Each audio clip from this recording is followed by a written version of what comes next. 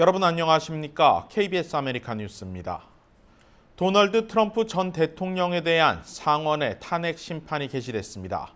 역사상 처음으로 두 번이나 탄핵 심판대에 오른 트럼프 대통령에 대한 최종 탄핵 표결은 이르면 다음 주 15일 이뤄질 전망인데요. 심리 첫날부터 민주당은 트럼프 전 대통령의 내란 선동 혐의를 입증하는 연설 장면을 내세우며 공격적으로 나섰습니다. 김경일 기자입니다. 트럼프 전 대통령의 탄핵 심판이 상원에서 시작됐습니다. 민주당 소속 제이미 레스킨 하원 의원은 연방의회에서 탄핵소추위원 단장으로 탄핵 심판을 이끕니다. Senators, the president was impeached by the U.S. House of Representatives on January 13th for doing that. You ask what a high crime and misdemeanor is under our Constitution? That's a high crime and misdemeanor. 민주당은 4분 36초짜리 의회 습격 영상으로 포문을 열었습니다. 지난 1월 6일 의사당 폭력 시위 장면으로 의회에 난입한 무법적 행위를 생생하게 보여주고 있습니다. 영상에는 경찰이 부상당하는 장면과 대피하는 많은 사람들, 폭도들이 국회의사당 내부로 들어와 의회 문서를 사진 찍는 등 파손 장면이 고스란히 담겼습니다. 민주당은 지난 1월 6일 트럼프 전 대통령이 의사당 인근 집회에서 지지자들의 폭력을 선동했다는 영상 증거 자료도 내보인다는 계획입니다. 트럼프 전 대통령의 상원 탄핵 심판이 시작됐지만 통과 가능성이 낮자 변론을 하느니 TV로 심판을 지켜볼 시청자들에게 강한 인상을 남길 수 있는 방식의 변론을 펼친 것입니다. 추상적인 법률적 분석으로 복잡한 변론을 하느니 시청자들에게 확실한 인상을 남길 수 있는 영상을 비장의 카드로 쓴 것입니다. 민주당은 탄핵 심판을 앞두고 공개되지 않은 충격적인 미공개 자료 수집에 부심해왔습니다. 가시방석인 공화당 상원 의원 대부분은 이미 트럼프 무죄의 결론을 내리고 탄핵 심판에 임하고 있습니다. 공화당은 트럼프 전 대통령의 탄핵의 부당함을 시민들에게 호소하고 있습니다. 트럼프 전 대통령의 변호인단은 퇴임한 대통령에 대한 탄핵 심판 자체가 위헌이라고 주장하고 있습니다.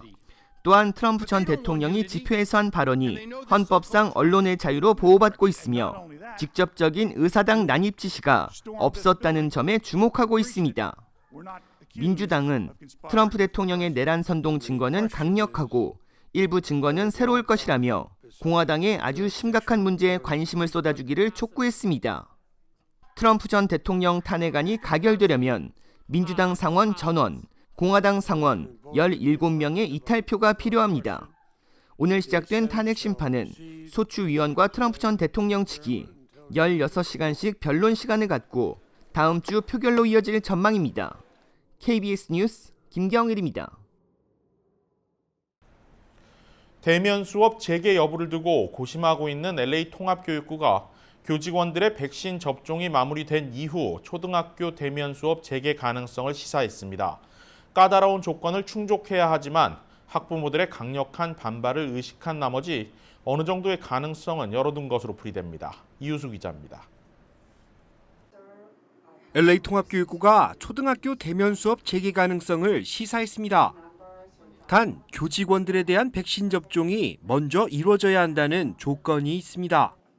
To vaccinate all who work in these schools who are not otherwise already eligible, we need to vaccinate about 25,000 people. You heard that right. Vaccinating 25,000 people will allow us to reopen elementary school classrooms for 250,000 children and help their 500,000 plus family members start in the path to recovery and allow many of them to go back to work. 하지만 아직까지 이들에 대한 접종은 허가되지 않았습니다. LA 카운티는 현재 의료계 종사자를 비롯한 65세 이상 시니어들에게 백신을 접종하고 있습니다. 교사뿐 아니라 학생들과 대면하는 스쿨버스 기사와 건물관리인을 포함한 모든 교직원이 백신을 접종받아야 하는데 언제쯤 이 절차가 진행될 수 있을지는 미지수입니다. LA 통합교육부는 백신 접종뿐 아니라 다른 두 가지의 항목을 대면 수업 재개 여부를 결정짓는 중요한 기준으로 내세웠습니다. 현재 LA 카운티는 인구 10만 명당 38.7명의 확진자를 나타내고 있는데 이 수치가 인구 10만 명당 25명 미만으로 내려가야 합니다. 또 1일 확진자 수치가 내려간다고 하더라도 스쿨버스와 교실 등 학생들이 사용하는 공간에 철저한 방역이 가능하다는 것이 증명돼야 합니다. 물리적인 방역은 물론 교직원 대상 백신 접종이 시작되고 일일 평균 확진자가 더 내려가야 대면 수업 재개가 이루어질 수 있는 상황. 팬데믹 사태 장기화로 1년 가까이 가정에서 수업이 이뤄지며 교육 공백에 대한 학부모들의 우려가 점차 커지고 있는 만큼 당국의 신속한 대응이 필요할 것이라는 목소리도 나오고 있습니다. KBS 뉴스 이우수입니다. LA 카운티의 코로나 관련 수치들이 지속적으로 하락하고 있지만 추가 확산을 막을 수 있는 백신 공급에는 불균형이 이어지고 있습니다.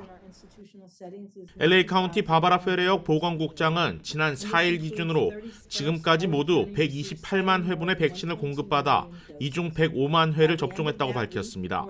전체 공급 물량의 82%가 접종된 것으로 최근 대형 백신 센터들을 중심으로 백신 접종 속도가 빨라지고 있다고 밝혔습니다. 그러나 지역 인종별로 백신 접종은 큰 편차를 보이고 있습니다. 최소 1회 접종을 받은 주민들 가운데 백인과 라티노가 각각 25%, 아시아는 18%를 기록하고 있지만 흑인 주민들의 경우 3.5%만이 접종한 것으로 집계됐습니다. 지역 인종별로 고르게 접종이 이뤄져야 집단 면역이 빠르게 형성되는 만큼 이 같은 접종 불균형은 자칫 위험을 초래할 수 있다고 보건국은 덧붙였습니다.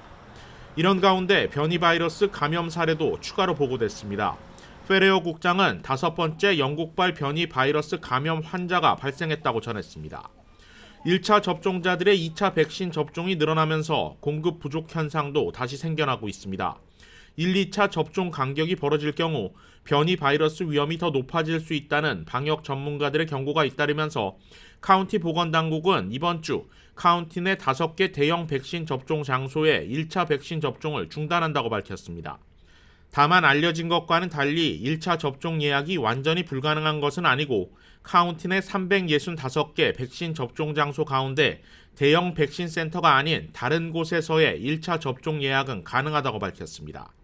카운티 당국은 지난주 18만 5천 회분의 백신이 공급된 데 이어 이번 주 21만 8천 회분의 백신이 공급되면 상황이 나아질 것으로 기대하고 있습니다. 변이 바이러스 확산에 대한 우려가 커지고 있는 가운데 오렌지 카운티에서도 첫 변이 바이러스 감염자가 나왔습니다. 오렌지 카운티 보건국에 따르면 카운티 내 샌클레멘테에 거주하는 올해 21살 남성이 영국발 코로나19 변이 바이러스에 감염됐습니다. 감염자는 지난달 26일 양성 판정을 받은 이후 지금은 증상이 사라진 상태로 알려졌습니다. 오렌지 카운티 보건국 클레이튼 차우 국장은 감염자가 해외여행을 다녀온 적은 없으나 최근 변이 바이러스가 발견된 빅베어를 다녀왔다고 밝혔습니다. 전염성이 더 강한 변이 바이러스 사례는 캘리포니아주에서 지난해 12월 말 샌디에고에서 처음 발견된 뒤 LA와 오렌지 카운티 지역까지 확산되고 있습니다. 한편 오렌지 카운티는 오늘 560명의 신규 1일 확진자가 발생했다고 밝혔습니다. 1일 확진자가 1000명 아래로 내려가면서 10만 명당 감염자 수도 39명에서 29명까지 내려왔습니다. 다만 여전히 10만 명당 4명에서 7명 정도여야 하는 레드 등급까지는 아직 격차가 있습니다. 또 변이 바이러스 확산 우려와 더불어 지난달 사망자 숫자 역시 12월보다 더 올라간 상황이라 안심하기는 이릅니다. 뉴저지에서 평균 1일 확진자 수가 일주일 전보다 27% 감소했습니다. 이에 따라 필 머피 주지사는 조만간 추가 제재 완화에 나설 수 있다고 밝혔습니다. 제2사 뉴욕 KBTV가 보도합니다. 어제 뉴저지의 코로나19 1일 추가 확진자는 2,218명, 사망자 수는 25명을 기록했습니다. 특히 7일 평균 1일 확진자 수는 일주일 전보다 27% 감소했습니다. 코로나19 전염률은 0.85로 지난해 8월 말 이후 가장 낮은 수치를 보이고 있습니다. 머피 주지사는 그러나 변이 바이러스 확산될 경우 코로나19 상황이 심각해질 수 있다며 경계심을 놓지 말아야 한다고 경고했습니다. 뉴저지에서는 지난해 5일부터 식당, 주점 등의 실내여 수용 인원을 정원의 25%에서 35%로 확대하는 등 제재 완화가 이루어졌는데 코로나19 감소세가 지속되면 추가 완화 조치가 잇따를 것으로 예상됩니다. 주의회를 통과한 옥외 영어 확대법은 식당, 주점, 양조장 등이 옥외 영어 공간을 파티오나 마당, 덱, 주차장, 보행로 등까지 확대가 필요할 경우 이를 각 지방자치정부에 신청할 수 있도록 한 것입니다. 각 타운 정부는 식당 등이 제출한 옥외영 확대 신청이 보건, 안전, 소방 등과 관련한 규정을 위배하지 않을 경우 거부할 수 없게 됩니다. 또 이 법에는 주류국이 지난해 여름 리커 라이센스 소지 업주들을 대상으로 발급한 옥외에서도 주류 제공을 허용하는 특별 면허의 유효 기한을 오는 2022년 11월 또는 실내 식사가 완전히 재개되는 시점 가운데 늦은 날짜까지 보장하는 내용도 포함되어 있습니다. 한편 머피 주지사는 오는 4월 20일 실시되는 교육위원 선거에서 현장 투표를 재개하겠다고 밝혔습니다. 유권자들은 투표소를 방문해 투표기에서 직접 기표할 수 있고 지난해처럼 우편 투표를 통해 참여할 수도 있습니다. 다만 머피 주지사는 오는 6월에 실시되는 예비선거의 경우 현장 투표 실시 여부를 아직 확정하지 않았다고 덧붙였습니다. KBTV 뉴스 이창환입니다. 지난해 숨진 농구 스타 코비 브라이언트의 헬기 사고 원인에 대해 연방교통안전위원회가 사고 원인이 조종사의 실수라고 밝혔습니다. 그동안 사고 원인에 대해 헬기 회사와 조종사, 연방항공청 관제탑의 책임 공방이 벌어졌는데 연방당국의 조사 결과가 나오면서 새로운 국면이 펼쳐지게 됐습니다. 지난해 칼라바사스 상공에서 추락한 코비 브라이언트의 전용 헬기. 이 사고로 헬기 안에 탑승했던 코비와 딸 지아나를 비롯해 모두 9명이 숨졌습니다. 기상 악화로 인한 단순 사고인지 실수로 인한 인재였는지 책임 공방이 펼쳐졌는데 연방교통안전위원회가 오늘 명확한 결론을 내렸습니다. 헬기를 조종하던 아라 조바얀의 명백한 실수라는 것입니다. The National Transportation Safety Board determines that the probable cause of this accident was the pilot's decision to continue flight under visual flight rules into instrument meteorological conditions, which resulted in the pilot's spatial disorientation and loss of control. 비행기나 헬기 조종 시에는 조종사가 시야를 통해 조종하는 시계 비행과 기상 악화 시 조종실 시스템으로 지형 징후를 파악하는 비행 방법인 계기 비행이 있습니다. 비행 당시 상공은 짙은 구름이 껴있는 상황이었고 계기 비행을 해야 함에도 조종사가 무리하게 시계 비행을 유지했다는 것입니다. 교통안전위는 조종사의 판단을 입증하는 여러 정황 증거가 있다고 밝혔습니다. The other point is he didn't follow any of the recommended mitigations for entering instrument meteorological conditions or to properly, once he had entered them, configure the aircraft by slowing down, by starting a climb, by activating the autopilot. None of that happened. 연방 차원의 조사 결과가 나오면서 코비 브라이언트의 사망을 둘러싼 책임 공방은 새로운 국면을 맞게 됐습니다.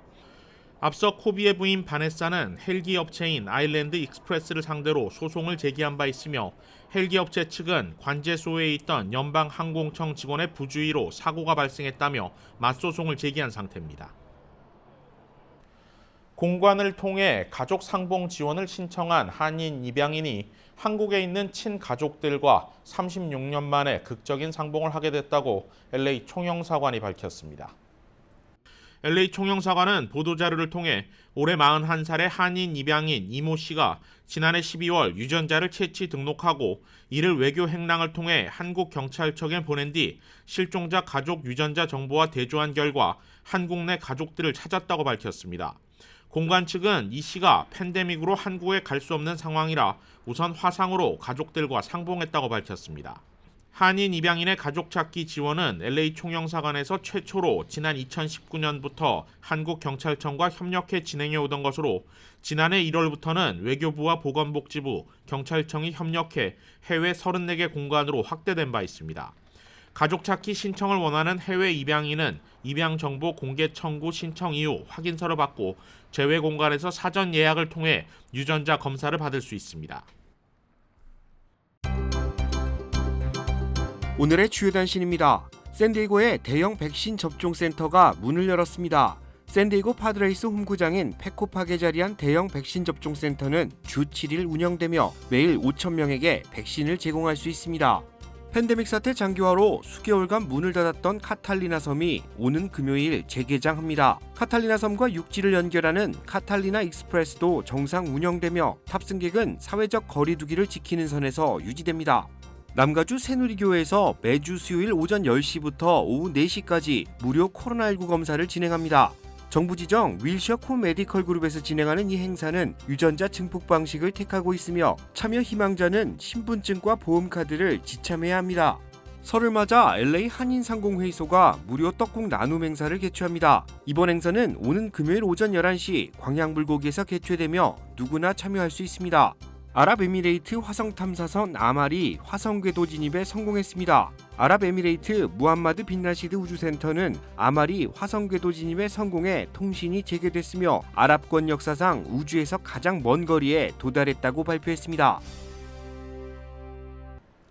KBS 아메리칸 뉴스 마칩니다. 고맙습니다.